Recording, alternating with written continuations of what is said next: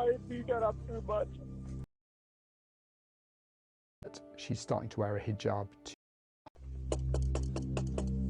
I killed my daughter. I beat her up too much. Police, hello? I've never seen such horrific suffering of a young person. A murder investigation into the death of a 10-year-old girl. Very caring, very confident little girl. I don't think I've ever felt such sadness. The injuries to her body were over 70 in number. 3 people left the country. It's a family on the run without the girl who's been killed. We started a manhunt. Sarah's death was an incident.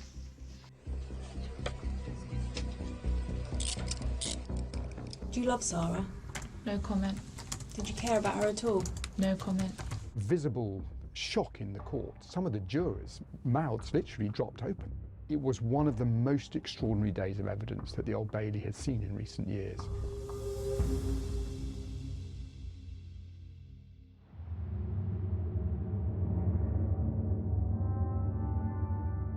Sorry, police, how can I help? Hello? Hello, how can I help? I killed my daughter. Surrey police had received a call overnight indicating that a young girl was in a home. She would be found dead. My daughter is dead. Who's killed your daughter? It's me. Okay, Father. how? I said she was naughty after the teacher died. I'm going to need you to slow down, okay? How have you killed your daughter? I beat her up. It wasn't my intention to kill her, but I beat her up too much. Where are you? I'm left the property. I'm gonna come back. The call handler tries to establish where he is, but the man refuses to say. He wanted them to go round to his house in Woking.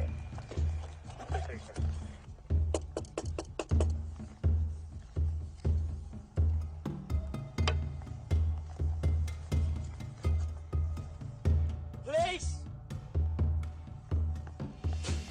Door open. Currently knows that's the address, you said he cannot give more details. Police, hello, anyone in? Very hysterical on the phone, they're really struggling. And officers managed to secure entry to the property. Yes, it's done. We've got an interview with the facts, we're going to go and have a look. Okay, look. Alright, Steve. Police, hello? Very clean and tidy property, very sparse in terms of its decoration. Police, hello? And officers made their way, as they were directed, to one of the bedrooms where they found Sarah's body. Sarah was lying on the bed. She was very peaceful in how she looked. And officers found a note that was just next to Sarah's body. Love you, Sarah. Whoever see this note, it's me, Urfan Sharif, who killed my daughter by beating. I'm running away because I'm scared, but I promise that I will hand over myself and take punishment. When I think of Sarah, my immediate image of her is her smile. She had the cutest, biggest smile with her little cheeks.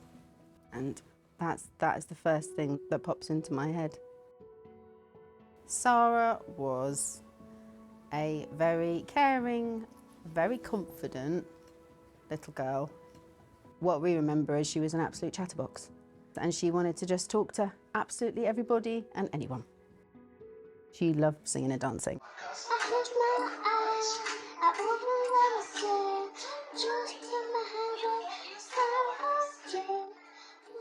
One of the memories that will always stay with me is when she came.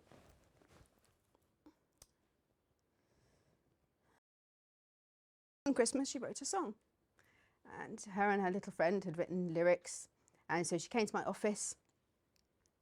Mrs. Chambers, we've written a song, we want to share it with you. And I remember saying to her, Sarah, what do you want to do when you grow up? And she said to me, I want to sing. She said, I'm going to be on X Factor. She said, I want to be on X Factor. She said, and I want to win it.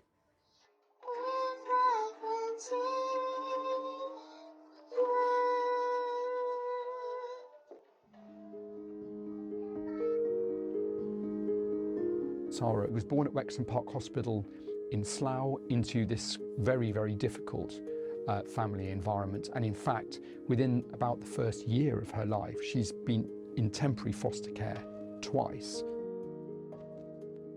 Irfan Sharif, the father, he'd come over from Pakistan. He worked as a taxi driver in Woking. Sara's father had a history of violence. He'd been violent to previous partners, so it's a very difficult start to life. But ultimately, she ends up living with her mother, Olga Sharif, a Polish woman that Irfan Sharif had met in Poland and had married. She seems to have been quite a vulnerable character. Some allegations are made, apparently, by Sara about violence from her mother.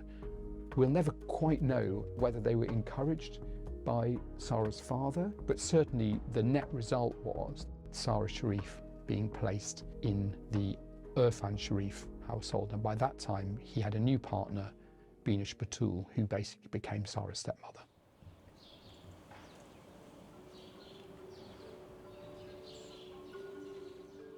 Binish Batul was Sara's stepmother. She was a stay-at-home mum. She was very busy. She was looking after 6 children, so had a very busy life.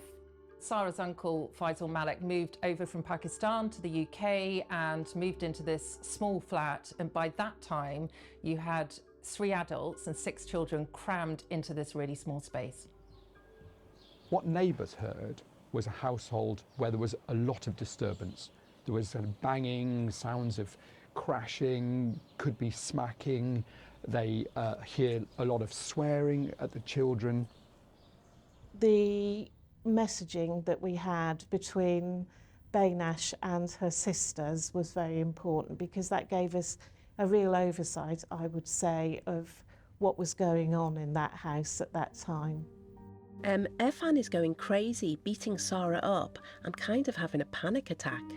I have Russia and I'm literally dying. What the hell shall I do? Why? What did she do? He's literally going to break her arm or leg. I have no idea what to do. She's covered in bruises, literally beaten black. And where's Irfan? Sitting on his fat bum and playing Ludo.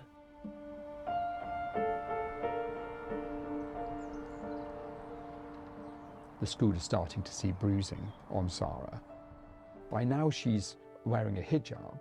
It may be that she's starting to wear a hijab to hide the other signs of bruising.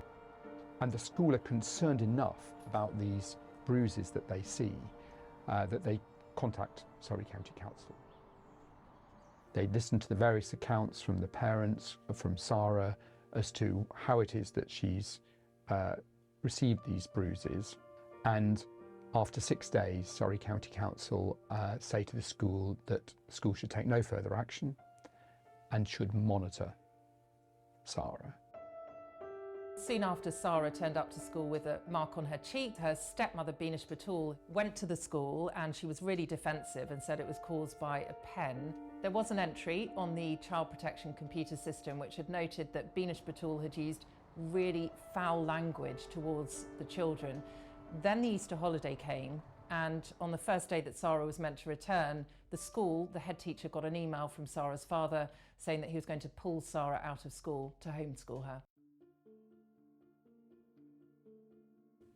In April, the family move house. They move out of their very small 2-bedroom flat into a bigger semi-detached house in Woking.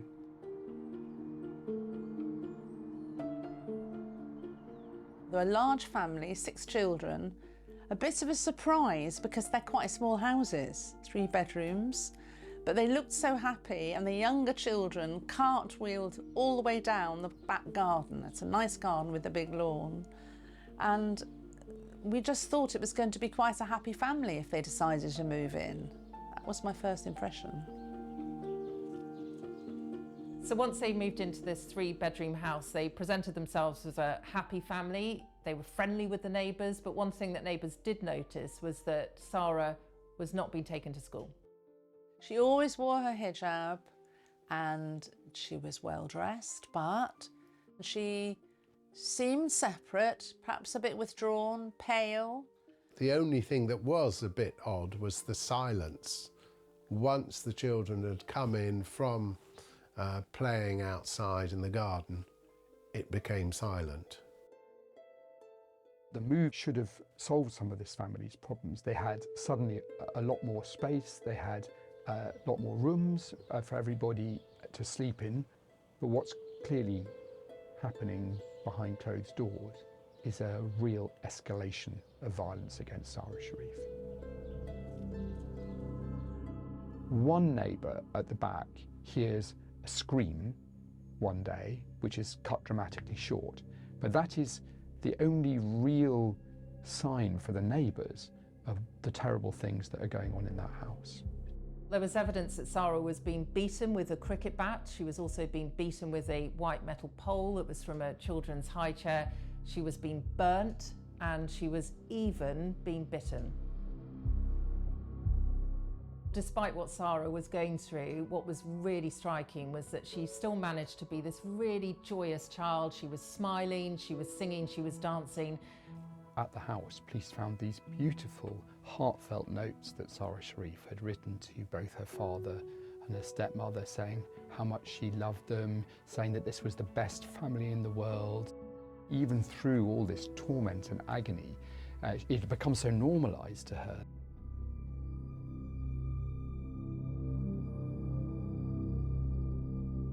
On the day that Sara died, Binesh Batul calls Irfan Sharif multiple times, telling him to come home. Something is wrong with Sara. Irfan Sharif heads home. Before he does so, he's caught on CCTV outside the local co-op, and it's the last time that he's spotted on camera before Sara dies.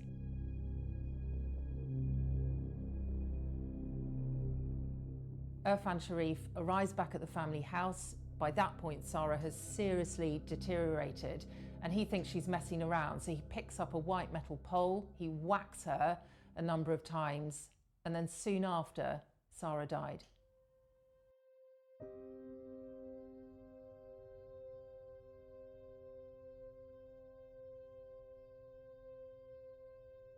That evening, first of all, they phone a travel agent. Welcome to South Old Travel. How may I help? Hi there. I'd like to know about ticket prices to Pakistan. All right. So where in Pakistan you want to go, ma'am? Islamabad. Binesh Batul sounds extraordinarily calm. Your travel dates, please. Early as possible tomorrow.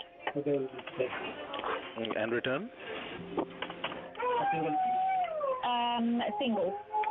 It's really chilling to think that during that conversation, Sara Sharif's lying dead upstairs. Okay. And how many passengers will be traveling? So, 4 adults and 4 kids. They don't end up using that travel agent, they end up using a friend of Irfan Sharif. So I told him I got 2 quotations, one is in the morning, one is afternoon 2 p.m. Morning one is around 7,000 and 2 p.m. is around 5,000. Then Irfan Sharif said, okay Nadeem, book morning one. Then I said, are you stupid? There is just 1 hour difference. He decided, Irfan Sharif, okay, book 2 p.m. one. The morning after Sara has died, the entire family, without her, get into the BMW X5. They head down the road to the M25. They drive to Heathrow Airport. You can see them on CCTV arriving at the short stay car park.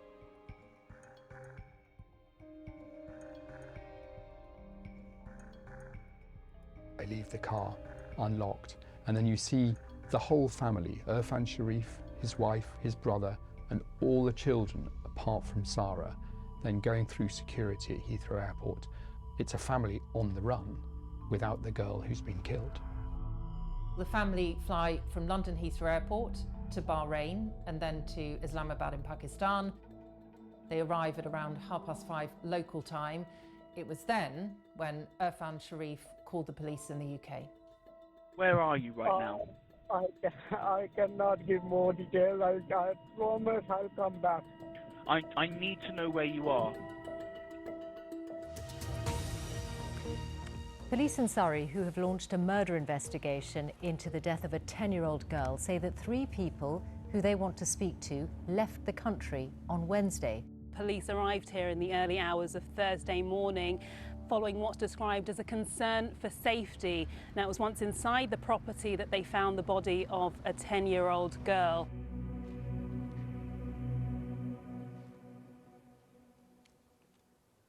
I don't think I've ever felt such sadness. And I think I say that on behalf of all the staff and the community. I think the shock was just immense. Personally, talking as a head teacher, I don't think you're ever ready for something like that. The injuries to her body were over 70 in number. She had broken bones, she had multiple bruises, a very serious injury to her brain. There were indications that she'd been bound, and she had burns across her body, including one burn on her buttock area. That would have been caused by a domestic iron. I find it truly dreadful. Your natural reaction when somebody must come towards you with an iron would be to flinch and to move back. But the only way that injury could have been inflicted was by somebody else helping to restrain her.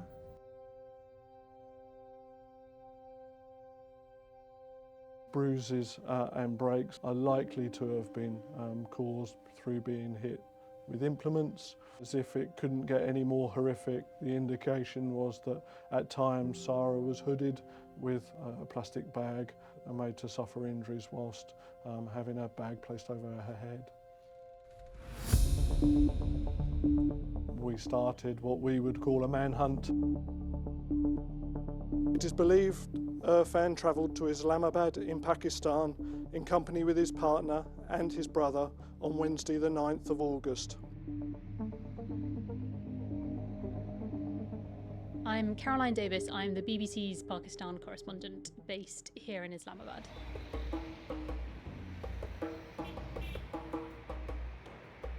Pakistan and the UK don't have an extradition treaty, and that poses problems unless they decide to come voluntarily.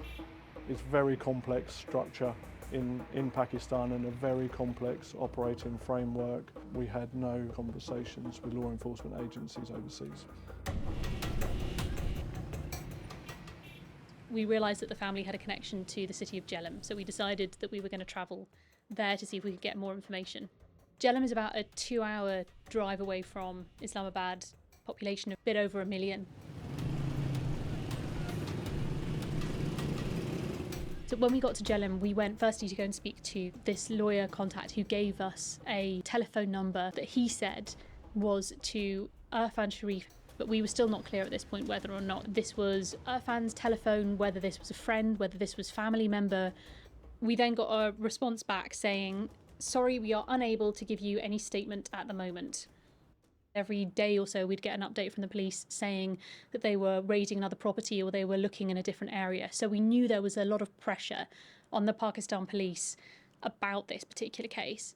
Then we started to hear reports from Irfan Sharif's family. They said that the Pakistan police were picking up relatives in their family, taking them in for questioning, and according to the family, coming up with false charges against their relatives. They took the Punjab police to court to stop them from doing this. In court, we did hear from the police who said that they were interviewing some of these family members, but they denied the fact that they were bringing any of these false charges. We spoke to police sources who started to suggest that they thought that the family were being helped by someone in Pakistan to try to hide. That's what led us to Rasik.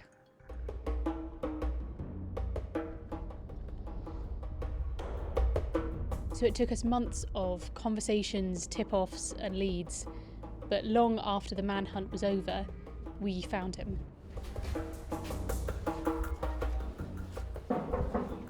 Rasik is a relative of Irfan's by marriage.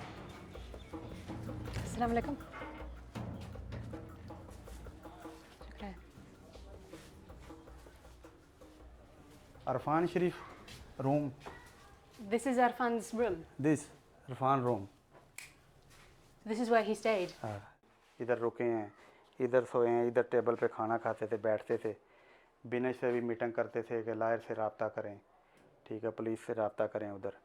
अक्सर उनकी बिनेश की और उसकी meeting जब। So he took us into all of the different rooms, pointed out where the family had slept, pointing out where they ate, where the children had played. We then went up to the roof, and from there he showed us how he'd been able to spot the police coming. इधर से भी police नज़र आती है, ठीक है, चारों साइडों से। ये 2 रोड है, ये इसी तरह जो इसके अंदर चले जाते थे। You hid in here? हाँ, उधर इसके अंदर। You still hid them from the police, knowing that the police wanted to talk to them about Sarah's death. Did you ever not feel like you were doing the wrong thing by hiding these adults? मैंने मदद की है इरफान की, और वो जो छोटे बच्चे थे ना, अगर मैं मदद ना करता वो जलील हो। One of the other things that I found really surprising about speaking to Rasik was the fact that he said that the family weren't actually always in hiding. He took them to go and have haircuts, he took them to go and have pizza and ice cream. He was able to transport the whole family without anyone stopping them.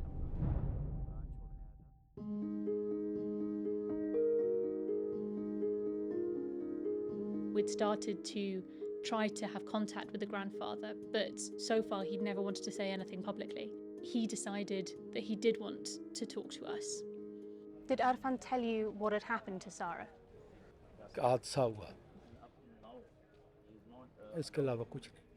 After Sarah died, did he explain to you why he'd come to Pakistan? बच्ची फौत हुई है तो जब आदमी को ज़हन पर चोट लगे तो ज़ाहिर है बंदे की सोचने की सलाहियत कम हो जाती है, वो खौफ के मारे आ गए। We'd spoken to Mohammed Sharif earlier that day. We had put the material out on broadcast. We had then all gone to bed, and it was the middle of the night when we were then sent this video. There are a couple of things I would like to address. Firstly, I would like to talk about Sarah. Sarah's death was an incident.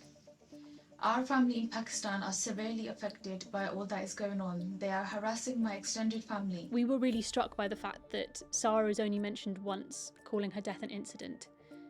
She's then not mentioned throughout the course of the rest of the video. The police is registering fake cases against all of these people to put pressure on them. My main concern is that the Pakistani police will torture or kill us. That is why we have gone into hiding.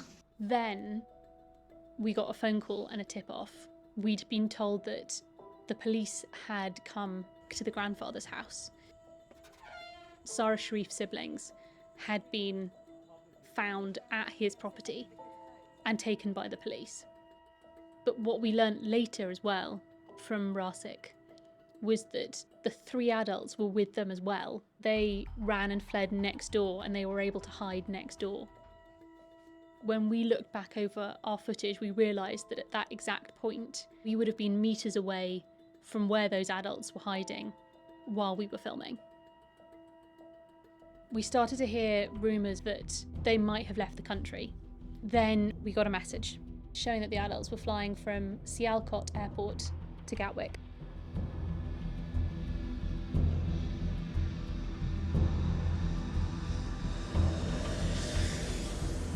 I found out that they were booked onto a flight, and quite quickly our thoughts then turned to what arrangements we needed to put in place to make sure that they were met at the airport. When the police go onto the plane to arrest them, they're sitting in the luxury of business class. When you consider what had happened to Sarah Sharif, that seems an extraordinary decision. They were met on the plane. They were arrested from their seats. Are you okay just to swap over? Just yourself go with me. You go with my colleague. This is the only luggage? Yeah, that's the only luggage I'm taking. Okay. So one cab is like between you and your partner, yeah? I don't have any bags. You have no bag? They know exactly what's going to happen. They're handcuffed in front of all the other business class passengers. I'll explain more outside, okay? I'll explain. Yeah, outside. And then taken down off the plane. Yeah, could you just confirm your name for me, please, sir? Yeah, Urfan Sharif. They were very cooperative with officers. You were therefore arrested for the murder of Sarah Sharif. From the injuries sustained by her and the investigation conducted, you are suspected of her murder. You are suspected of her murder. They were taken into police vans and conveyed to the custody station.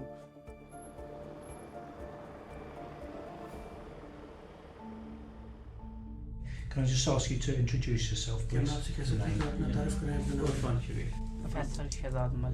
So my name is Binish Patul. And you are about to be interviewed for the offence of murder. During the course of the next few days, they were interviewed by specialist detective officers. What happened to Sarah? No comment. What did you see? No comment. Whose choice was it? How you left Sarah? No comment. In those interviews, they gave no comment to any of the questions that were put to them. It says here, I did legally punish my daughter. And she died. Okay. No. Explain to me what that means. No comment. Who is responsible for her death? और उसका ज़िम्मेदार कौन था उसकी मौत का? No comments. Okay. Tell me about your involvement in Sarah's death. मुझे बताएं कि सारा के कत्ल में आपकी क्या शमूलियत है? No comment. Okay. The defendants said nothing in interview and they were charged on that basis. Do you love Sarah? No comment. Did you care about her at all? No comment. They've come home, but they're not actually telling anyone what happened.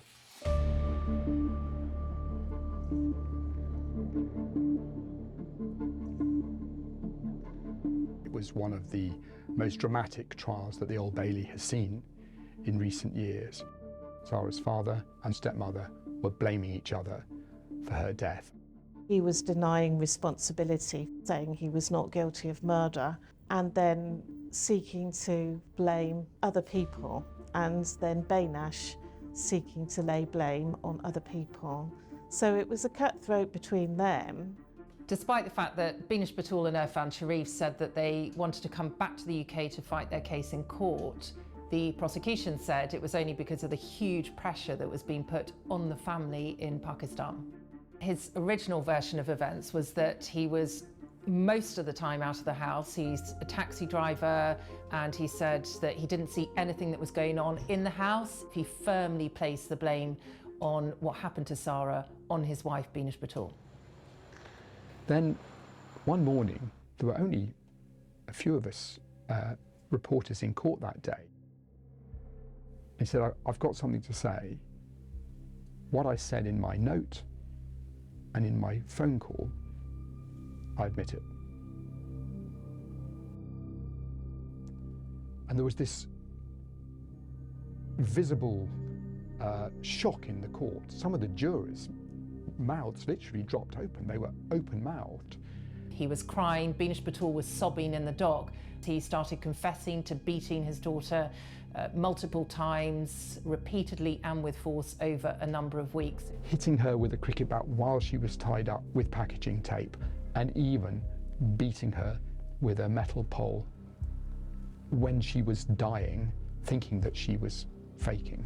It was one of the most extraordinary days of evidence that the Old Bailey had seen in recent years.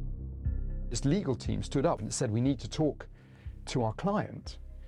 And then after lunch, Irfan Sharif went on giving evidence, but this time he was saying, I didn't mean to kill her. I didn't mean to cause her serious harm. And the legal definition of murder is if you kill someone either with the intention to kill or the intention to cause serious harm. Binish Patul didn't give evidence during the trial. That is her right. She doesn't have to. But Irfan Sharif continued to deny causing the iron burn to Sarah. There were the bite marks. Binish Patul was the only one who refused to provide dental impressions for comparison. Then there was that phone call that Binish Patul made to the travel agent. She sounded calm, calculated, despite Sarah lying dead upstairs. Faisal Malik, Sarah's uncle, he was always in the background. He didn't give evidence in court. He declined to. His defence was that he was always between university and working at McDonald's, so he was rarely in the house and that he had nothing to do with it. It was his card that was used to book the flights to Pakistan, and he also fled with the family.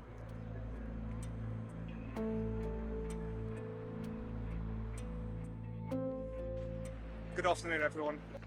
Today, after a 10-week trial, a jury has found Irfan Sharif and Binash Batul, the father and stepmother of 10-year-old Sarah Sharif, guilty of her murder. Binash Batul was sobbing in the dock. Faisal Malik, Sarah's uncle, he cried as he was convicted of causing or allowing the death of a child. All three defendants have only ever sought to preserve their own interests throughout this investigation and have shown no remorse for their truly dreadful behaviour.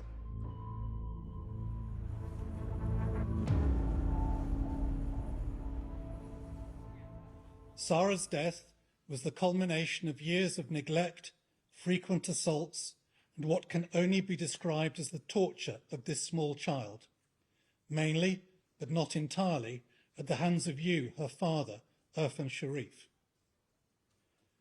The degree of cruelty involved is almost inconceivable.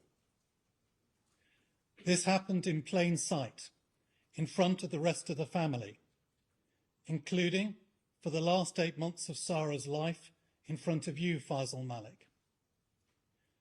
The courts at the Old Bailey have been witness to many accounts of awful crimes, but few can have been more terrible than the account of the despicable treatment of this poor child that the jury in this case have had to endure. Irfan Sharif, for the murder of Sarah Sharif, I sentence you to imprisonment for life. The minimum term will be 40 years. Binash Batul, for the murder of Sarah Sharif, I sentence you to imprisonment for life. The minimum term will be 33 years, less the time that you have spent on remand. For the offence of causing or allowing the death of Sarah Sharif, I sentence you to imprisonment for 16 years. Sarah was known to Surrey County Council. Of course, they were involved with the family previously, and the school contacted them about Sarah's welfare as well, and they gave us this statement. Until the independent safeguarding review concludes, a complete picture cannot be understood or commented upon. We are determined to play a full and active part in the forthcoming review alongside partner agencies to thoroughly understand the wider circumstances surrounding Sarah's tragic death. Throughout this investigation, our thoughts have been with Sarah's mother, with her siblings, and with her friends, those that knew her during her short life. Sarah's mother has chosen not to be in court, and that's her way of dealing with it. She has been in contact all the way through the investigation. I'm into my 30th year of policing. I've never seen a case that has included such horrific suffering of a young person. It's one of those cases that touches every single person who's involved in it. She was called often a mother hen. She would love to look after all the little children on the playground. That's why they thought of the buddy bench. That's where children can sit if they need a buddy to play with. And then the singing award, because that really is what everyone remembers about Sarah, is her constant singing, constant dancing.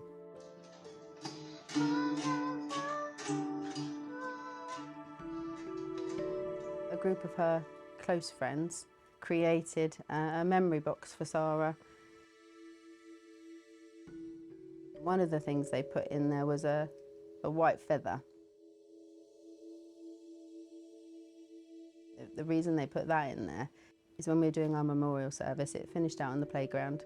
We had a balloon release and I'd written a final prayer.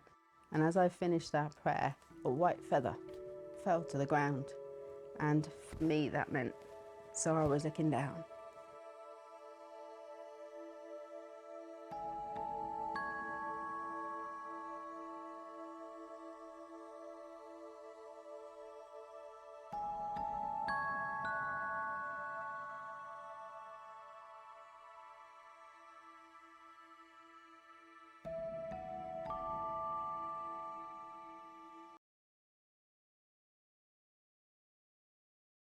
Chat room. and which Dominique Pellicot used a lot. This website is able to have a geographic area, so it's easier when you want to have a meeting with these people. One of them said it sort of described it as almost like a supermarket. It was like a menu. You would go on and you would decide what you wanted. He was sending them some picture of his wife naked.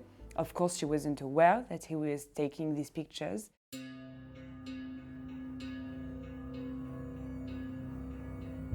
Giselle knows nothing of this. That's because she's being drugged by her husband. According to what he said, he was telling them the truth, that she would be drugged and that she would be sleeping. He said he would put her into a coma state for around 7 hours each time he did this, which would allow him, again, very methodically, to undress her from her pajamas, dress her in various items that he had chosen, invite men to rape her himself, take photos of her, change her back into her pajamas, having cleaned her in, again, a very sort of medical manner. He said that he did this to her 2 to 3 times a week, which is more than the videos show. The question is, how did he get the expertise? How did he get the dosing to this point? He says that he simply experimented with the drugs and he would crush them into her food. She would often go to bed and read, and he would come in with a little tray and a bowl of raspberry ice cream, which is her favourite flavour ice cream. And she thought, well, this is such a lovely guy, he's such a love. Not for a single second did I doubt this man. I would have given him both my hands to cut off. Over the years, the drugs take a heavy toll on her health. Giselle becomes confused, even fearful she's dying. I'm convinced I've got Alzheimer's. Dominique takes me to see a neurologist who reassures me that it's not that disease. And Dominique also reassures me. My brother-in-law, a doctor, says I need a scan, and Dominique comes with me. I think I'm going crazy because I'm so absent-minded, and my friends notice it too.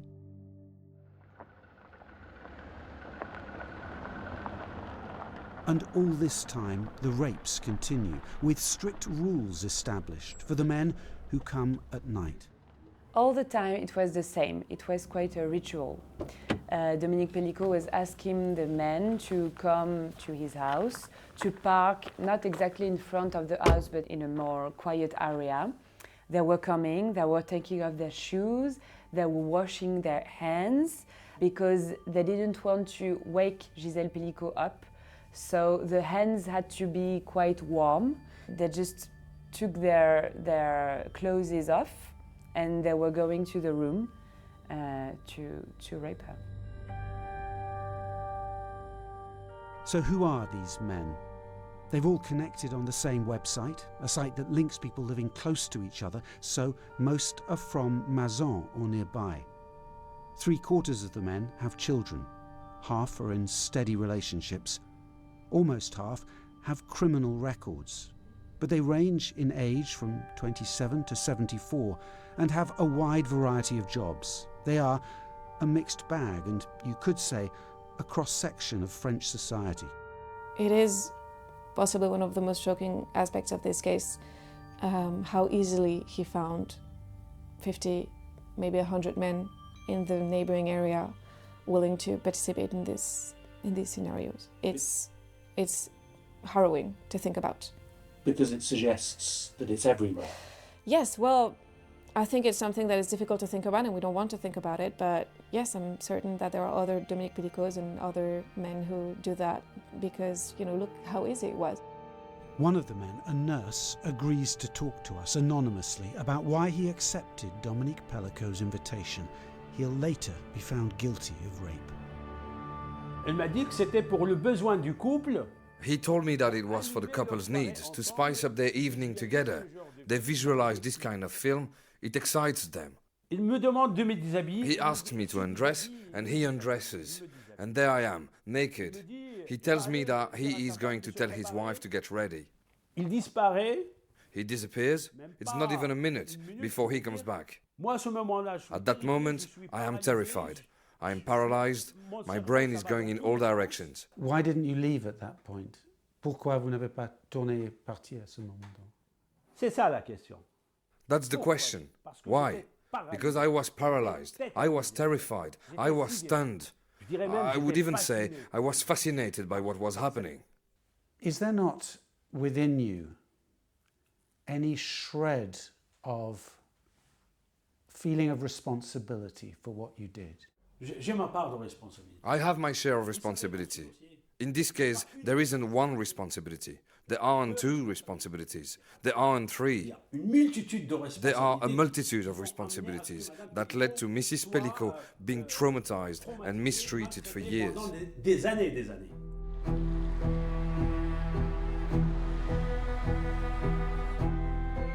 4 years after Dominique Pellico's arrest, the trial begins. Of the many dozens of men who came to the couple's house, prosecutors have charged 50. The trial is a shock, a revelation for France. At first, when Gisèle Pellico arrived in September, she was very discreet, she was a bit shy, she was very stressed. But it's at this point that Gisèle makes an extraordinary decision to waive her right to privacy. Instead, she wants an open trial, and it seems the world is now watching. She had these sunglasses that she used to hide her eyes, to be in this room knowing that there would be all eyes on her. As each week went by, she presented herself as stronger and stronger and stronger as the case went on. In court, Dominique declares that he is guilty, but no more and no less than all the other men on trial. I'm a rapist, like the others in this courtroom. They knew everything. They cannot say the contrary. You're not born a pervert, you become one. But almost all the accused plead not guilty, saying they were confused, intimidated, mistaken. For many of them, they were involved in a libertine project with the couple. They thought it was a couple's arrangement, only to discover that it was actually a sinister and criminal scheme devised by the husband. I think it's bullshit. If you're in a situation where you're in an intimate contact with somebody and you're not sure they want to be involved in whatever's happening, you stop. Less than half of them admitted raping. Even some of the men said, well, my brain switched itself off, my brain was cut off from the rest of my body, and I simply didn't know what I was doing. Some of them said that they were victims, that they were collateral victims of Dominique Pellico because he had told them what to do and they were simply following instructions. And one of them, who was a former record shop worker in Avignon, said, I was curious. Yes, I did rape. He also discussed with Dominique Pellico drugging one of his own girlfriends with a view to her being raped. For those pleading not guilty, there is one huge obstacle, something rare in any rape trial. One of the particularities of this trial is that everything was filmed and meticulously recorded by Dominique Pellico. It can be short video, long videos. It's always very clear. You see everything. The light is strong and it's absolutely awful. On many of the videos, it's possible to listen to Mrs. Pellico snoring sometime, and it's even more disturbing. It's possible to listen to her choking when some of the men are abusing her. So it's absolutely obvious that she is sleeping, and when the defendants, a lot of them pretend that they didn't understand, that she was completely unconscious, that she was sleeping. And with this video, you understand that they are lying. When we were looking at the dates, one day she said, but that was my birthday evening, or the 31st of December, or Valentine's Day, or to discover that it had happened in her daughter's beach house, so in her daughter's bed in the beach house. So the circumstances were extremely disturbing. Sometimes you would have an accused man who said, no, I didn't do anything. I don't even remember going to the bedroom, or I did go into the bedroom, but perhaps I'd been drugged. And then the video evidence would show a smiling man, looking at the camera, sometimes doing a thumbs up, extremely confident of what he was doing.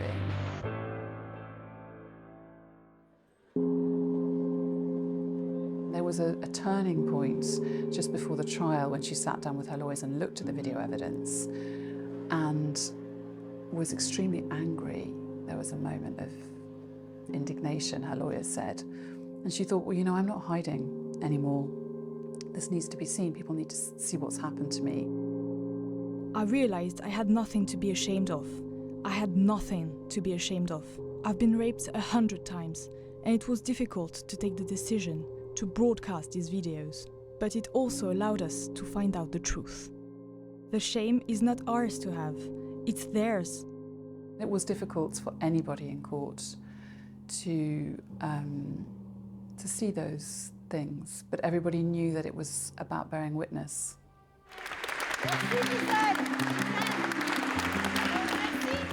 The videos and the trial establish Giselle as a society-shaking, transformative figure, a victim refusing to feel shame. I'm not sure she had prepared for the absolute staggering amount of support she had from all across the world. I just hope that her case will help justice to change laws. She understood that she wasn't the defendant here, and that she could just walk in that courtroom and be proud of her. She do it to give strength to all the women who don't have the courage to go on trial, to fight. J'ai été profondément touchée. I was deeply touched by this outpouring of support, which gives me a sense of responsibility. Thanks to all of you, I have the strength to fight this battle to the end. A battle that I dedicate to the women and men around the world who are victims of sexual violence. To all these victims, I want to say today, look around you, you're not alone. I would thank her for speaking up for victims of sexual violence, because there's so many of us. I don't doubt that every woman has been through something, you know. And in that way, she represents all the women in the world.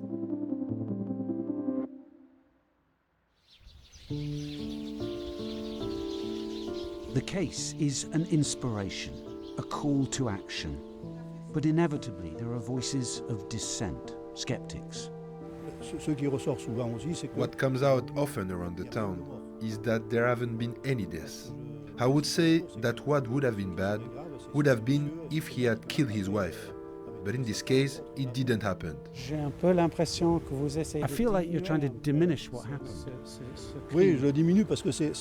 Yes, I'm diminishing it, because I think it could have been much worse. When kids are involved or women killed, then that is very serious, because you can't go back. In this case, the woman is going to have to rebuild herself, that's for sure. That's very hard for her and her family, but there haven't been any deaths. I think it's a perfect proof that a lot of political men, especially, absolutely doesn't realize the problem. The problem is huge. The problem should be taken very seriously, and it's not. As the trial moves towards a conclusion, a troubling question remains. Was it only Giselle who suffered? On the hard drive, there were a couple of images and a couple of photo montages of Dominique Pellicot's daughter Caroline, an adult, in a sleeping position in underwear on a bed. When she saw them, she said, "That's not my underwear." She asked her father repeatedly through the trial, and these were some of the most emotional moments in the trial, "Tell me what you did to me. I know that you drugged me and abused me." And he consistently said, "I didn't do anything to you." And at one point, well, at 2 points actually, she shouted at him, "You're lying." There's another question. When did Dominique Pellicot first begin to rape? French investigators are now linking him to two much older crimes. DNA evidence confirms one attempted rape, which Pellicot now admits, but he denies another rape when a woman was strangled to death. We are looking at two cases that are old cases, so cases that have never been solved. The first one I took care of was the case of Sophie Narm, who was raped and strangled in 1991. The second one is an attempted rape in the Paris region in 1999. Both worked in estate agents on the ground floor. In both cases, we have the use of a specific product called ether. Both were tied up and violently assaulted. We really have a lot of similarities. Those cold cases have been reopened and there's an investigation ongoing. What is clear is there was a pattern of offending over decades, and potentially a few moments to have stopped this person at earlier points. All this reinforces the image of a deeply manipulative man, living a double life, unable to feel empathy. He's very arrogant and very confident. It can be surprising. He could fear the people in the room. He could fear his wife, his daughter, who hates him, but he doesn't. He doesn't. He behaves and he just stays there and look at everybody. What was striking about my examination was that, on one hand, I had the story of a Mr. Pellicot, father of three, grandfather, came to retire in the south of France, appreciated by his neighbors, and on the other hand, this individual who had succeeded over the years in setting up a perverted scenario. It's a mechanism that is well known called splitting. Splitting is a psychological mechanism where you compartmentalize your mind almost like a hard drive.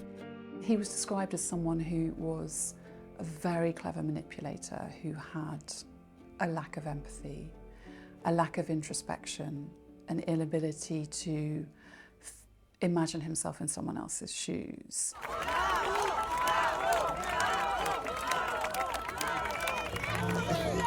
As the trial ends, there's an outpouring of support for Giselle. The guilty verdicts for all the men and a maximum 20-year sentence for Dominique Pellicot, no surprise. But this case stopped being about the rapists a long time ago. Instead, it's become the story of one woman who's made us all think harder about consent, about drugging, about courage. I want to express my deepest gratitude to all the people who have supported me throughout this ordeal. I was overwhelmed by your support, and I drew from it the strength to come back every day to face these long days of hearings. I wanted to open the doors of this trial last September so that society could see what was happening. I have never regretted this decision. I have confidence now in our capacity, collectively, to find a better future in which men and women alike can live harmoniously together with respect and mutual understanding. Thank you. Je vous remercie.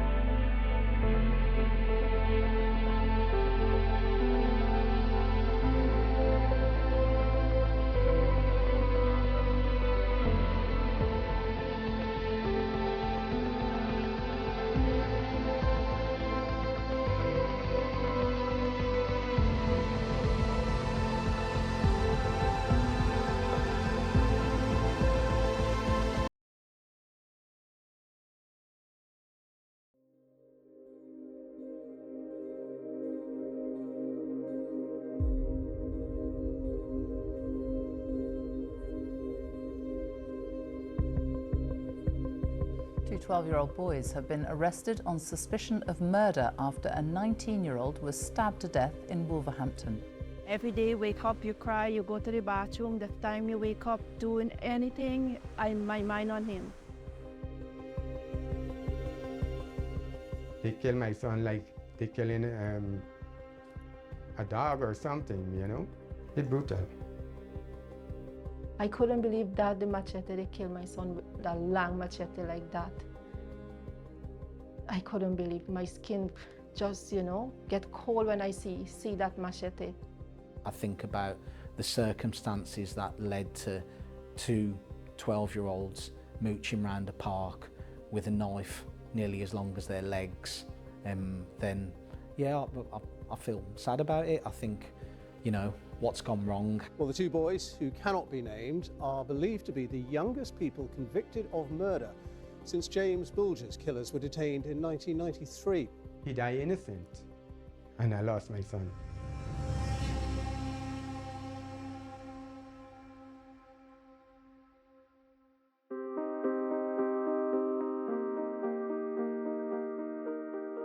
Sean Sisahai was born on the island of Anguilla. It's a British overseas territory in the Caribbean which has a population of just over 15,000. The biggest industry is tourism, but while visitors are often wealthy, the people who live there aren't. Go ahead, paint everything white, the corner. His father Suresh works in construction. His mother Manaswari is a housekeeper at some of the many luxury villas. Sean was born in 2004.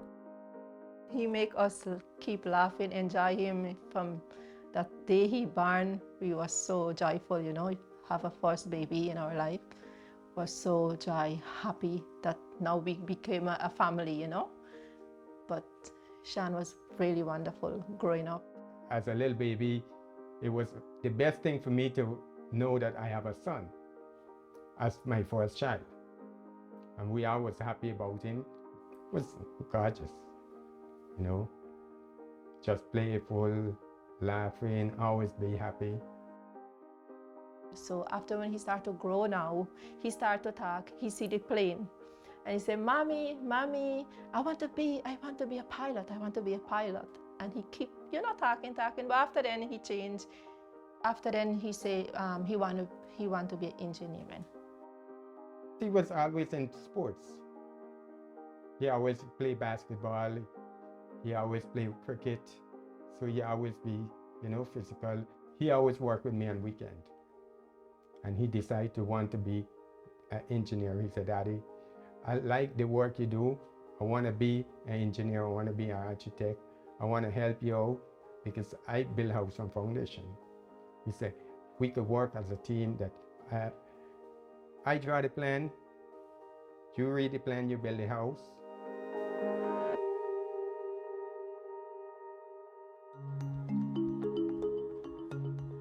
The family live in Anguilla's capital, the Valley, which has a population of less than 4,000, about the size of a British village. Sean loved playing basketball. This was one of the many courts he played on. Sean was a lovely boy. Initially when I met him, he was very quiet. And then as we got to know each other, he came out more. And he liked to joke around a lot. He was like the jokester on the teams. Basketball was a good escape for Sean. That was his happy place. He liked to be on the court. He started out being a very timid player, not because he couldn't play, but I think being a shy person, he was afraid to really express himself on the court. But as he grew in confidence, he showed what he can really do on the court.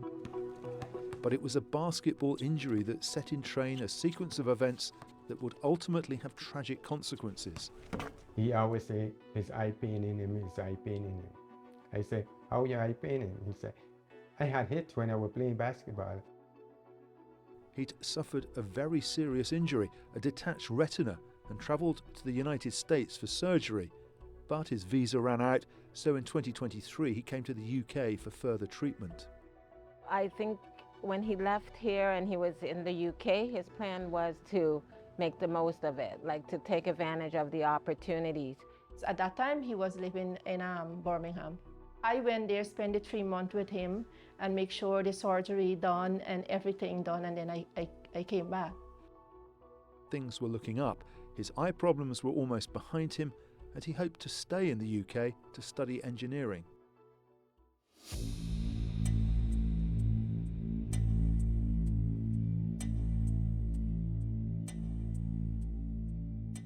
On November the 13th, 2023, Sean and his childhood friend Darren Harrigan travelled from Handsworth in Birmingham to meet some other friends in Wolverhampton. It was there that a chance encounter would cost him his life.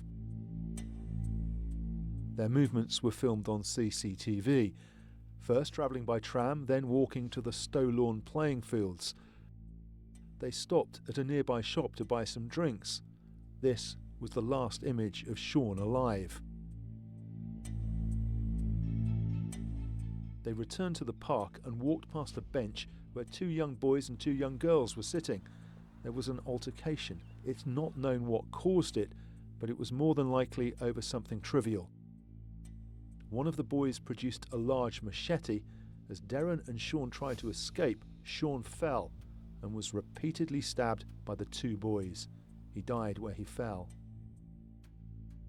I was the on-call homicide senior investigating officer on the 13th of November last year. I received a call telling me that a young lad had been stabbed in Wolverhampton and that he'd unfortunately passed away. When I got there, I learnt that the young man who had died was called Sean Ceasahigh. I also learnt that friends of Sean had rang his parents back in Anguilla, and they were actually on the phone to them there at that time saying Sean's been killed. I left shock. After I hear that call and they say Sean gets stabbed, I don't know what happened after. I think maybe I threw the phone down. I can't remember what happened. I left in shock. She said, "What? Sean gets stabbed?" She started to say, "Sean gets stabbed?" And she started crying. So I took the phone from her and I asked the guy, I said, "What happened?" He said, "Sean passed away." I said, "You sure that Sean passed away?" He said, "Yes." Well, I dropped. I just dropped. I couldn't believe it. And when my husband said Sean passed away, Sean dead, I don't know what happened after. I had my sister and the next sister was here visiting us from Antigua.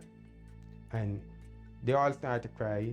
I want to know what happened. What happened to my son? Why that happened? And then someone just come and take his life away, just like that.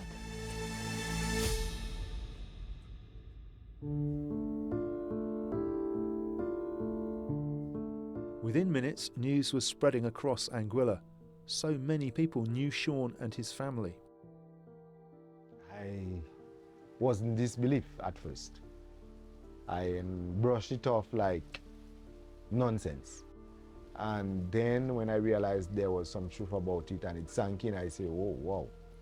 And I couldn't believe it. It was very saddening. It was very saddening for the family and for the neighbors, we from the same apartment, and the community that he resided in. I drove straight to the parents' house, and seeing everybody there, then I knew it was true. But it's just sad because he never had that opportunity to fulfill or live to his full potential. With all the obstacles he had, this was his time.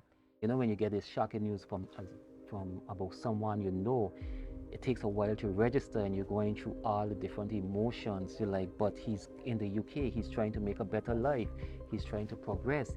It's a myriad of emotions that just went through me when I heard the news about Sean. In Anguilla, we say, you know, the devil's working overtime. We just wonder what's going on. What's really happening to our youth? Why is it happening? I want to know the why.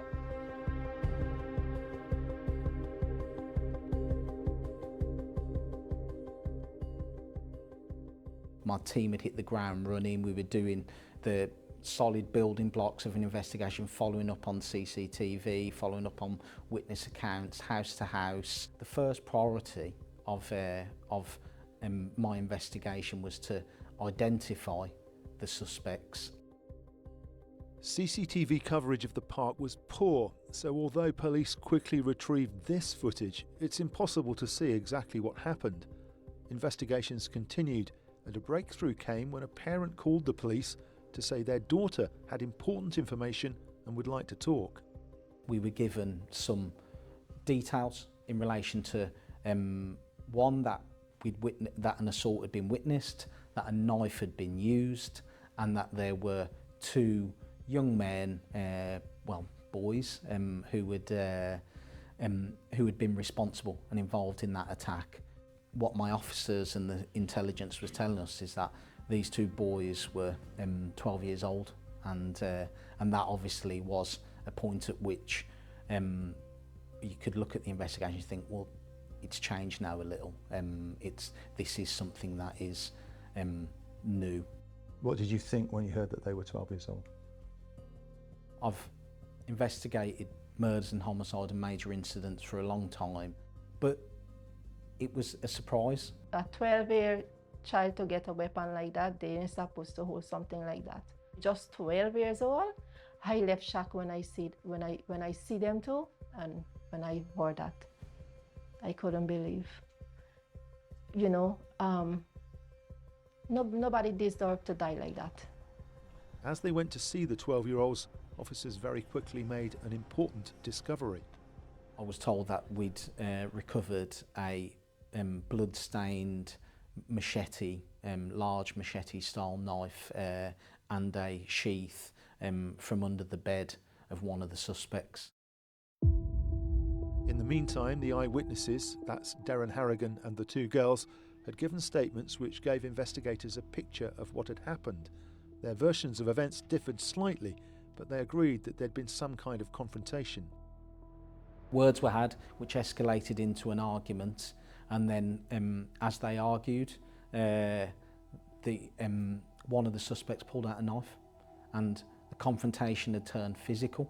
And whilst Darom and Sean both tried to run away, upon seeing the knife, Sean was caught and he was stabbed, and he was left there to die on the playing field. We conducted a forensic post-mortem of Sean after he died, and we found that he had multiple stab wounds across his body. Significantly, he had a large stab wound to the back of his skull that had actually cut into the bone and left a burr. He also had in his back a 23 centimetre deep stab wound which went through his chest and pierced his heart.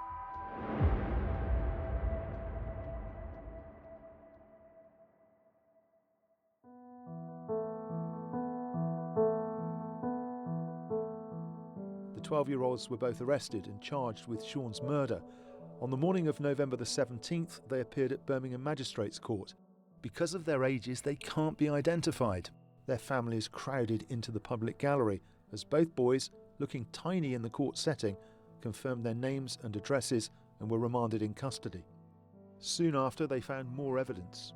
We recovered phone handsets from both suspects, and they were of the suspect posing with the knife that we'd later recovered. And we could date them as being in the early hours of the morning of the offence, so i.e.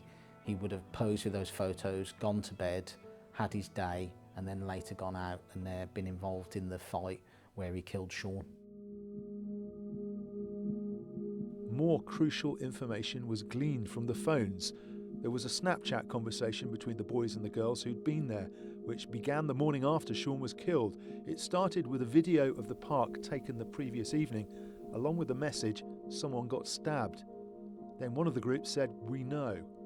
An hour later there were more messages, everyone's talking about it, then literally everyone, at which point the boy who owned the machete left a voice note saying, "It is what it is." His friend replied, "I'm scared, man," to which the boy responded, "I'm not," and added IDRC, which means I don't really care. Next came a voice message from the boy who'd said he was scared. Part of it was inaudible, but he could be heard saying, "I ain't said now because every time I talk about it, like I act weird apparently."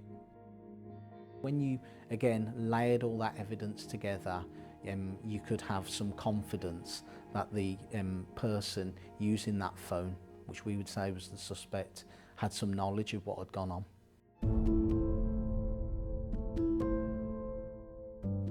It was 12 days before the Cesarhais could make it to the UK, but when they arrived, they went to Stow Lawn and held a candlelit vigil for Sean.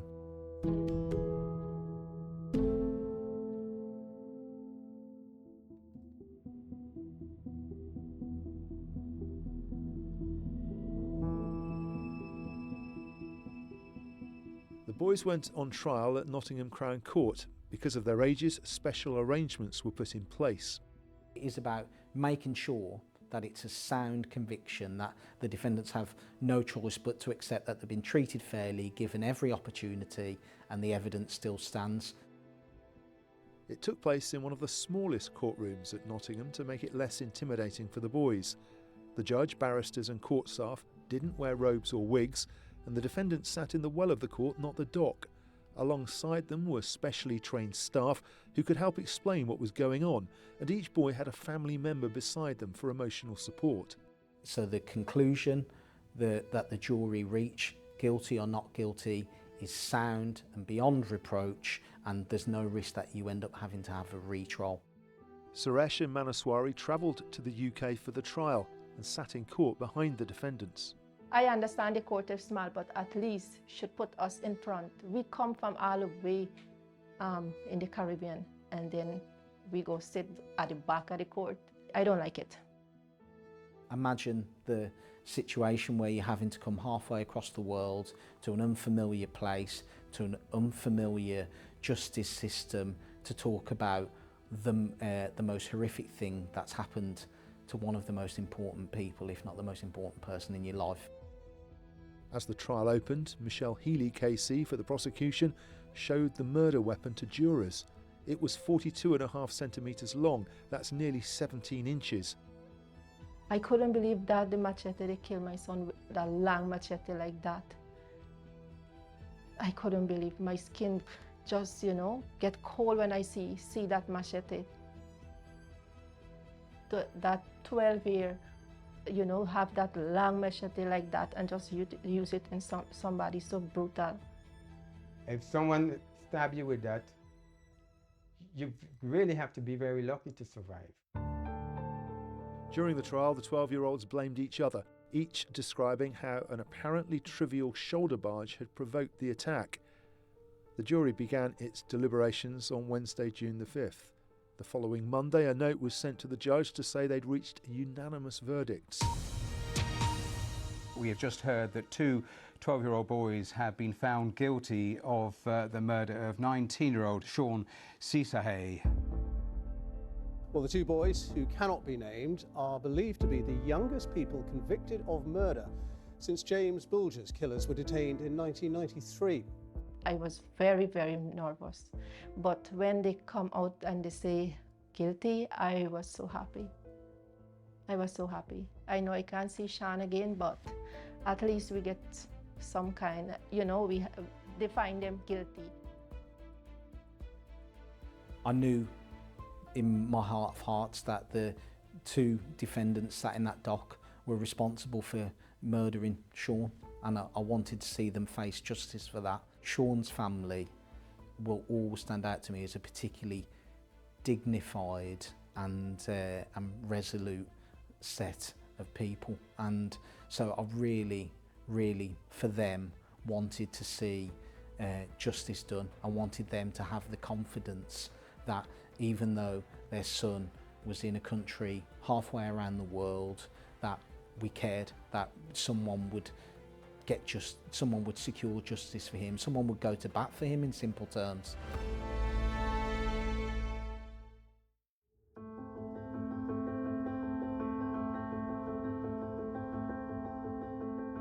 The Cesarhais spent so much of their savings on coming to the UK for the trial that they couldn't afford to come back for sentencing and have received no financial help. I think that the government is supposed to contribute, because my son didn't do nothing. He died innocent, and all what we work for go down the drain. Plus we lose a lot of work. And you lost your son. And I lost my son. And it's not something easy to lose. I don't care much about the money, but what I lost, I can't get back.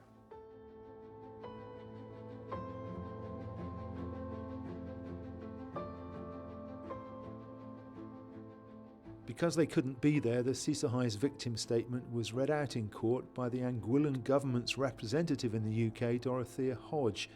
In it they said, "It has left a huge hole in the pit of our stomachs which nothing can fill. We're devastated as a family, totally heartbroken." They went on to describe the close bond Sean had had with his younger sister Shana and the impact his death had had on her mental health. "The impact on us as a family is devastating. It's hard to believe that we will ever come to terms with what has happened. We will never get to see Sean get married or have a family of his own. All of these things have been taken from us for what appears to be no reason at all." The next day, the boys, who were both now 13, returned to court to be given their sentences. We learned the first had been groomed and trafficked and led into criminality, while the other was regarded as more mature with a greater understanding of what happened. Murder is the most serious criminal offence, and the sentence is fixed by law. There is only one sentence I can give the defendants in this case, and because of their age, it is called detention during His Majesty's pleasure. They were told they could be released after serving 8.5 years in custody. However, they will remain on licence for life. The Sisahais believed that the sentence was too lenient and didn't reflect the severity of the crime. I know it eating my husband inside. Every single day he always say, you know, it's so hard he can't see his son again. But I just want good justice for my child. I really want good justice for my son. I just hope and pray that we get good justice for him. 3 days before the boys were sentenced, new legislation came into effect banning the sale of weapons of the type used to kill Sean.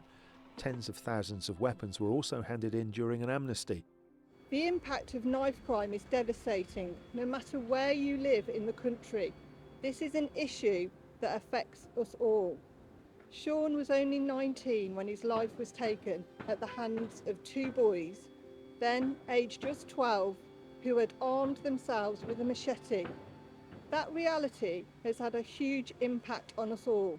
It is both shocking and saddening. Well, the knife crime is really right. And they have to stop it.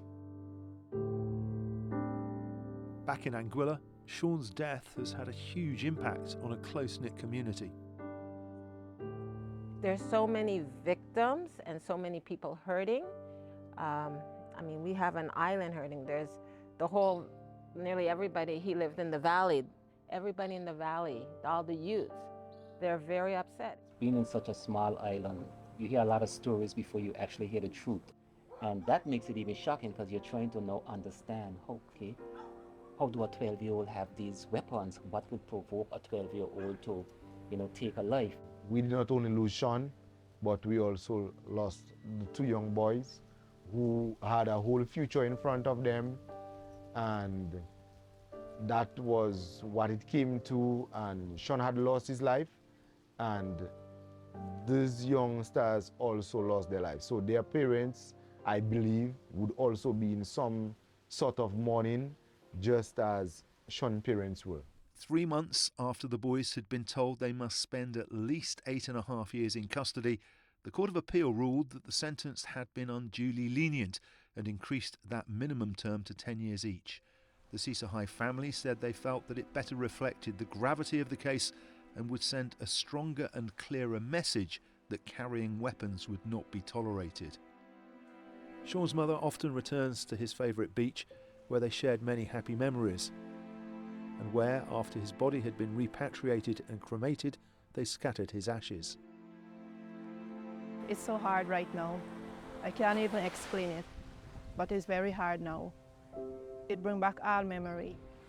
From the day he died and everything I did, and bring his ash and lose it, it's so hard. There's only one son I have, and that pain is very, very hard. I only have one, not anymore, just him alone. Every day, wake up, you cry, you go to the bathroom. The time you wake up doing anything, my mind on him. Anyway. And then come today now and come back and see where I lose this ash, make it even worse.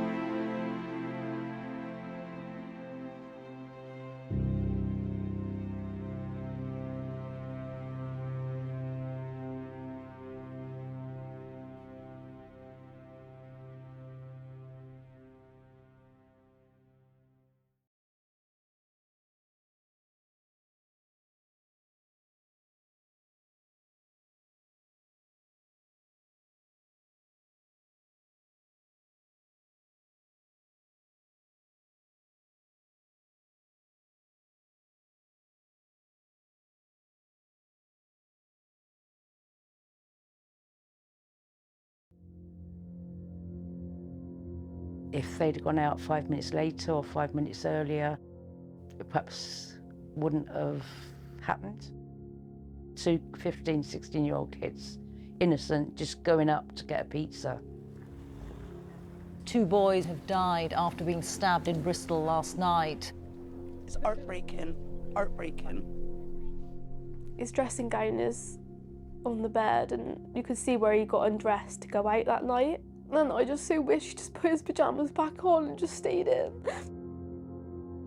This is an attack on 2 children, committed by children. In all my years as a police officer, one of the most horrific weapons I've seen. This is an investigation that will live with me and my colleagues for the rest of our careers and our lives.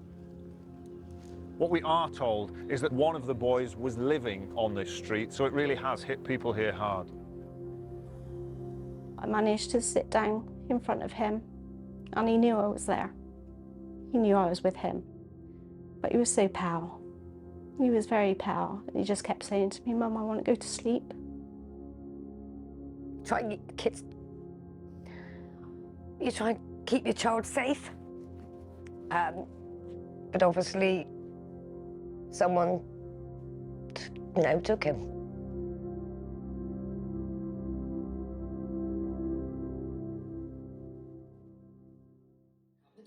Because summer's here and a kiss, we're ready to... Mason was just like the sweetest kid ever. He would always make me laugh. He's just like a silly kid. We'd do like prank videos together.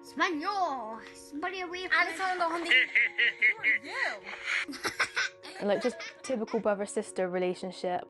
But he took it always the next level and he would always have to try and go a step ahead and try to like make my day just full of fun. We always grew up close. From the moment he was born, I was like infatuated by him. I was obsessed with him. I wouldn't want to stop hugging him. And he was just really sweet and so pure, and his heart is so kind. And it's really rare in life you come across people that are that nice and loving. We had a bond that I can't even explain.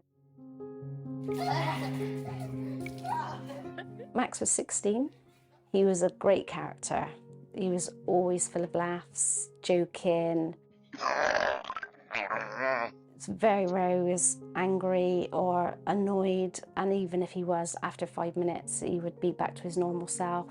He was loud, clumsy, very tall, but he was also very kind, gentle, very loving, very respectful. He was just a beautiful kid. He was definitely a mama's boy. If he was sat on the sofa, he would sit on the arm of the chair and put his legs over me. And he's 6'2", so trying to sit on my lap, that's what I miss about him a lot, because it was the closeness. He would give me a cuddle, never embarrassed to give me a cuddle. I loved him to bits, I really did. He was my boy.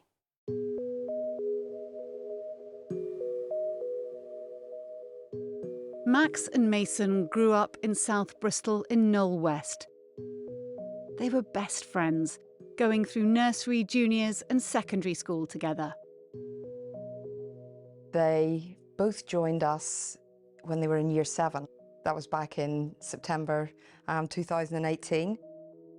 Mason, he gave us all in his subject areas and particularly enjoyed art, where he was very, very talented. And he enjoyed his food technology. Then Max loved his football and he was more into his maths. And he had a flair for maths. I know I taught him. They were just a good team. You know, like Mason was the quiet one, Max was the loud one. So I think Max brought Mason out of his shell. It was just a nice friendship. Both had loving families. Max was the youngest of 4 and Mason the youngest of 3. During the pandemic, Mason's dad, Shane, died from COVID. Mason was just 13. Me and his dad was very protective of Mason. He never went out Mason. He was just PlayStation mad. I think Mason was playing the PlayStation when he was 3. But I thought, well, if he's in the house, he's safe. Always on the PlayStation, always chatting to each other on the PlayStation.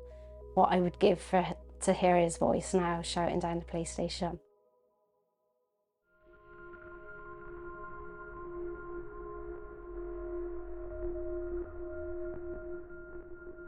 Nikki was going on a rare night out with friends. Before she left, she tried hard to persuade Mason to order a takeaway. If he'd have just said to me, I go, all right, Matt, I'll get that McDonald's now, I think this would have happened. And this is why I think, I wish Mason, I sat and I think, Mason, I wish that you would have just, that poxy PlayStation, instead of saying, oh, I'm on a game, I can't play, I'm busy. If you'd have just said, oh, to his mate, hang on a minute, I'm going to get an Uber, I'm going to get McDonald's delivered, I'll be back online in half an hour. If he'd have only just said that, this would have happened, because he wouldn't have got out. This is the thing, he wouldn't have got out. Just a few streets away, Max was also at home with his mum and her partner. Trevor come down to go and get a drink of water, and he passed him on the stairs at about 22:11, and he said he was coming down to feed the cats. So he came down, fed the cats, and then he was in his dressing gown, so he wasn't even dressed. By now, Mason was hungry, so he messaged his best friend. It was around 11 when Max sneaked out. That's the saddest thing. When he left the house, he locked the dog in the kitchen, and he took his key with him, he took his phone, and he didn't know that would be the last time he would walk out the house. Mason was quick to answer the door, every second caught on the CCTV cameras outside his home. There's a car in the street. It passes them. At the wheel, 45-year-old Anthony Snook, with 4 teenage passengers armed with a sword and machetes. So I think weapons is probably a more accurate version than knives, because these weapons are in fact, one of them is a sword. It's a sword that is intended to cause serious harm. A horrific weapon. Probably in all my years as a police officer, one of the most horrific weapons I've seen. Max and Mason don't notice the car, but everyone in it is watching them. It makes a U-turn at the end of the street and comes back. Suddenly, the 4 teenagers jump out and chase the best friends.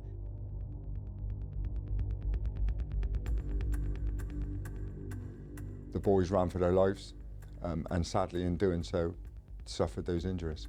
Chills me to think of it. Horror, shock, fright. They must have been absolutely petrified. In the panic, the best friends become separated, ending up on different sides of the street. Mason is on the far side, seen running past the white van. It was 2-on-1, 17-year-old Riley Tolliver and a 14-year-old attacking him. Mason is trying to get home, but collapses just meters from his front door. 16-year-old Cody Westcott and a 15-year-old Chase Max. Cody stabs Max, but the other boy won't stop, chasing him around this white car. Max manages to get away, but it's too late. He's already dying. The attack lasted just 33 seconds.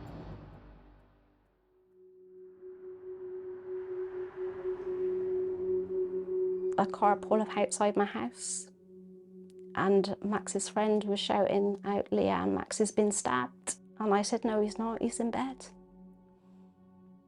And then it hit me.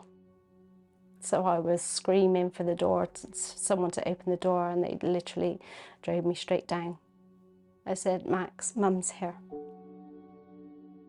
He heard me, he opened up his eyes. He said, "Mum, I just want to go to sleep."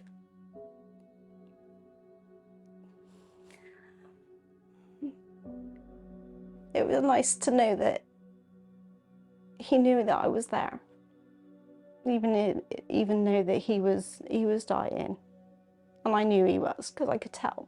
He was just so pale. He was cold. Well, I had a phone call from Mason's phone, and it was the police on the phone. And I thought, is this some sort of wind-up? You know, it's like, oh, this is, you know, the police, you know, and son's been injured. The whole road was sort of taped up, so I had to get through a lot of tape, and it was just lights everywhere.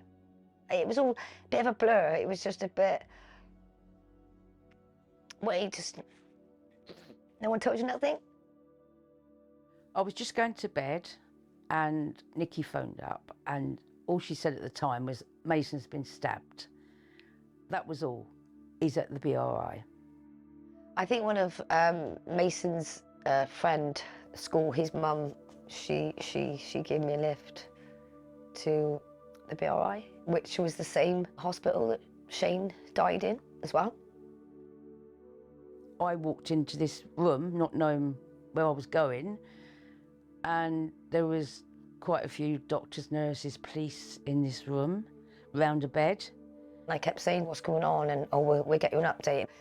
So I was expecting them to say, "Oh, we're going to do this, we're going to do that, and do this and do that." Well, they didn't. They sort of said, "Are you Mason's mum?" I said, "Yeah." And they said, "We're so sorry."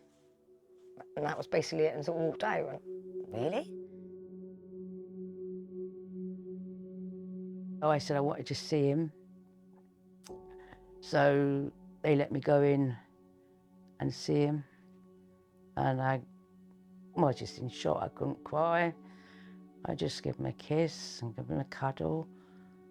And that was it, really. I went into, I suppose, shock.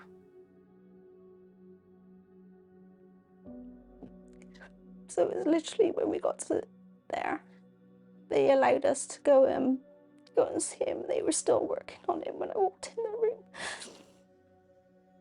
And then they stopped.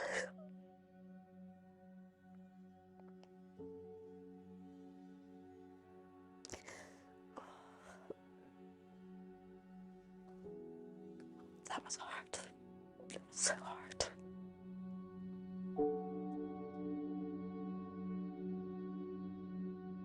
By the early hours of Sunday morning, at two different hospitals across the city, Max and Mason had both died, within 15 minutes of each other. Remember it vividly.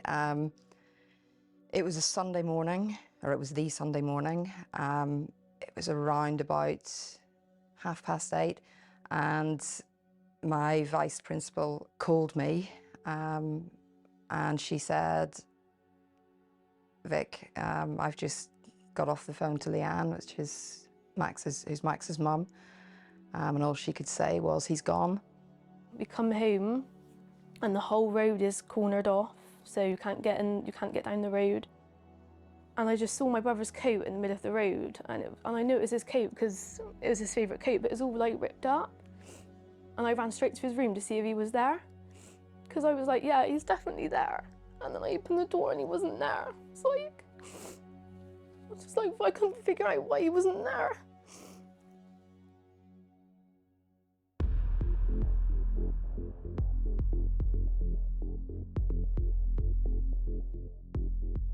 Best friends, innocent schoolboys murdered on their doorstep.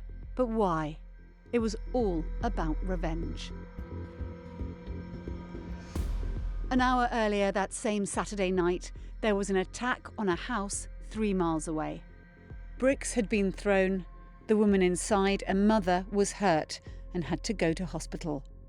Her son was Cody Westcott. He wanted revenge. He gathered his cousin, Riley Tolliver, and 2 other boys who we can't name because of legal reasons. Anthony Snook was friends with Westcott's mum. He was their chauffeur. Convinced people from Max and Mason's neighbourhood were behind the attack, Snook drove them across the city from Hartcliffe to Knoll West. Every day I go through what were they thinking, looking at their actions, looking at the way they drove around Knoll West, trying to find a victim. It's obvious that they were intent on committing serious harm to anybody they could get their hands on. And I think, they armed themselves with weapons. They hunted around the estate to find, sadly, those 2 boys, and they attacked them for no reason whatsoever. After they stabbed the boys, they jumped back in the car, tyres screeching, leaving Max and Mason dying in the street. Within minutes, they're home, but panic. Getting rid of evidence, a fire is lit and they burn their clothes, trying to hide the knives before going out for food. And chillingly for me, what we do know is they even stopped off at McDonald's after attacking these 2 boys. I think it speaks volumes, really. 2 beautiful boys lost their lives and they went to McDonald's for an early morning breakfast.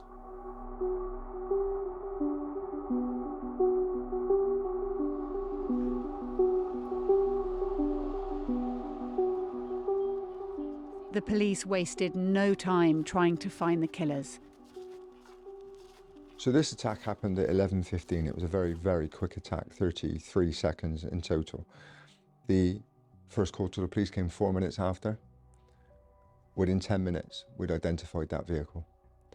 Within 59 minutes, Anthony Snook was in custody. Once we had Anthony Snook, we had a foundation for the investigation, and we just built from there. Mr. Snook, can you just listen to my colleague a minute?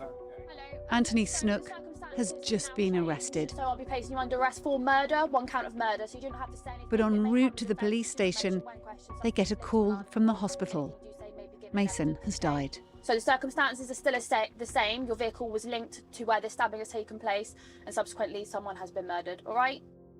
Then a second call. Max has now died. Before we get out, you're further arrested for another count of murder, okay? So you don't have to say anything, but it may harm your defence if you do not mention when. Snook admitted he was the driver, but said he had nothing to do with their plan. Do you know what I mean? They were screaming in the car at me, stop. Didn't know they were going to jump out, didn't know any weapons was in the car. I had no intentions, so none of it. I didn't have any idea of it. And I was abused that they put me in that situation. The 4 teenagers were unknown to the police. We didn't get to interview Anthony Snook until sometime on a Sunday afternoon, but he wasn't forthcoming and giving us any names. By the help and support of the community, we were able to narrow it down quite quickly.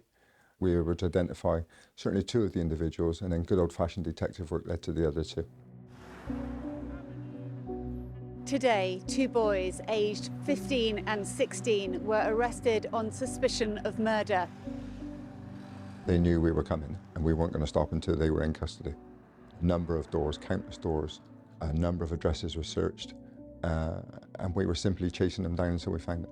Righty, listen fella then, all right, so time is 4 days after Snook was arrested, there was a knock on the door for the oldest boy, Riley Tolliver. Do you say maybe begin? Just listen, all right? Yes, of course, Captain. So, just by the end of the week, all their killers had been caught. Received naming you along with others as being responsible for the murders of Max Dixon and Mason Wrist on Saturday. This is an attack on 2 boys that were unconnected, 2 children that were unconnected, committed by children.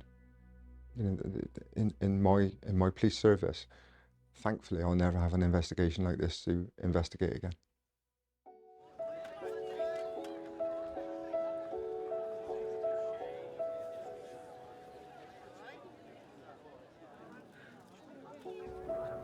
300 people gathered and roads were closed as hundreds of balloons were released in memory of 16-year-old Max and 15-year-old Mason.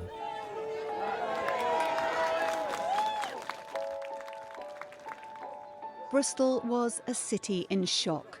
In the days after their deaths, there were spontaneous gatherings on the streets. This world is never ever going to be the same without them. 4 days on, Max's mum, Leanne, addressed the crowds. And I don't want anybody else to go through what I've gone through and what Mason's mum is going through. But I just wanted to say thank you, and I do appreciate it from the bottom of my heart. Thank you, and I'm just... Thank you. It's that big word, the big M word, murder. They were taken from us. We didn't have we wasn't prepared for it, mentally prepared, which is very, very difficult. At the boys' school, the pupils held a spontaneous vigil. That period after the deaths of the boys, I have to say, have been some of the most challenging periods that I've had to deal with. It's one of those things that you're never trained to know how to cope with. You know, nobody prepares you to say, when you're standing up to lead an assembly, to share the awful news that 2 of our young people have been tragically murdered, and you're partway through a message and you're overcome with emotion. Well, Ashton Gates is paying tribute to Max Dixon and Mason Rist. And Bristol City and Leeds United football fans came together to remember them.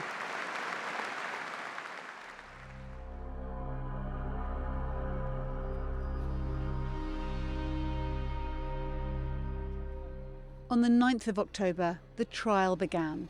All 5 were charged with 2 counts of murder. 3 of the group were children.